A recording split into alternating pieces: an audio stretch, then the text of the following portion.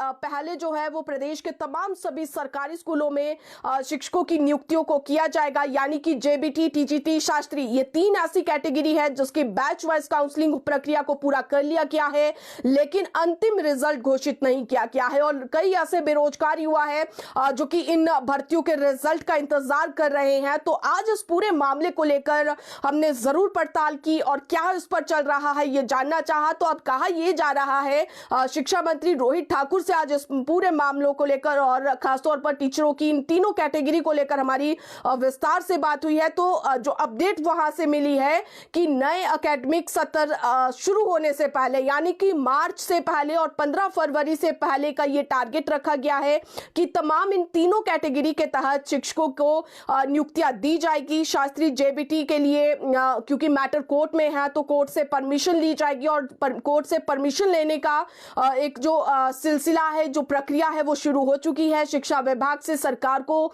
तमाम जो कोर्ट का मैटर है वो पहुंच चुका है और अब सरकार कोर्ट से परमिशन लेगी और उसके बाद प्रदेश के तमाम सभी सरकारी स्कूलों में टीजीटी, जेबीटी और शास्त्री को नियुक्ति यहां पर दी जाएगी। हालांकि ये भर्तियां जो है वो एनसीटीई के नॉर्म्स के तहत होगी, ये साफ किया गया है। और बैच वाइज भर्ती से टीजीटी के 800 पद यहां पर भरे जाने हैं तमाम सभी सरकारी स्कूलों में और जेबीटी के बैच वाइज से 1000 पद भरे जाने हैं। जबकि शास्त्री की अगर बात करें तो शास्त्री के बैच वाइज के आधार पर करीब 194 पद भरे जाने हैं और 15 फरवरी से पहले नियुक्ति देने का टारगेट है। और यह सबसे महत्वपूर्ण ये है कि अब 2000 के करीब ये टीचर्स है तीनों कैटेगरी से जिनको स्कूलों में नियुक्तियां दी जानी है और सरकार ने ये स्पष्ट कर दिया है, शिक्षा विभाग को भी ये डायरेक्शंस जारी कर दी है और उसी के आधार पर इन शिक्षकों को मेरिट के आधार पर, हालांकि उस पर मेरिट का भी ध्यान रखा गया है कि पसंदीदा जिला मिले, लेकिन उन्हीं स्कूलों में तैनाती दी जाएगी, उन्हीं जिलों में तैनाती दी जाएगी जहां पर शिक्षकों की कमी चल रही है। जिसमें सरकार ने शिक्षा विभाग को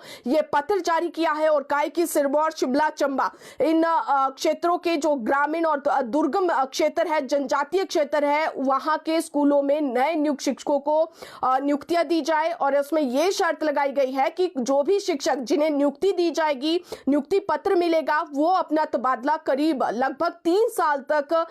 दूसरी जगह पर नहीं कर सकता। तो एक ये बड़ी अपडेट थी और इसी के साथ गेस्ट फैकल्टी को लेकर एक बड़ा मामला सामने आया है कि अब राज्य सरकार ने युवाओं के विरोध के बाद फिलहाल अभी गेस्ट फैकल्टी के मामले पर रोक लगा दी है और अभी गेस्ट फैकल्टी के तहत शिक्षकों की भर्ती नहीं होगी। फिलहाल लोकसभा चुनाव तक इन भर्ती प्रक्रिया को रोक दिया गया है और स्कूलों में अब रेगुलर शिक्षक जाएंगे। गेस्ट फैकल्टी से आपको बता दें तो 2700 पद भरे जाने थे। शिक्षा विभाग ने आरएनपी रूल्स तैयार कर दिए थे युवाओं के विरोध के बाद अब सरकार ने यह फैसला लिया है, अब गेस्ट फैकल्टी के तहत शिक्षकों की भर्तियां नहीं होगी। अगली खबर की बात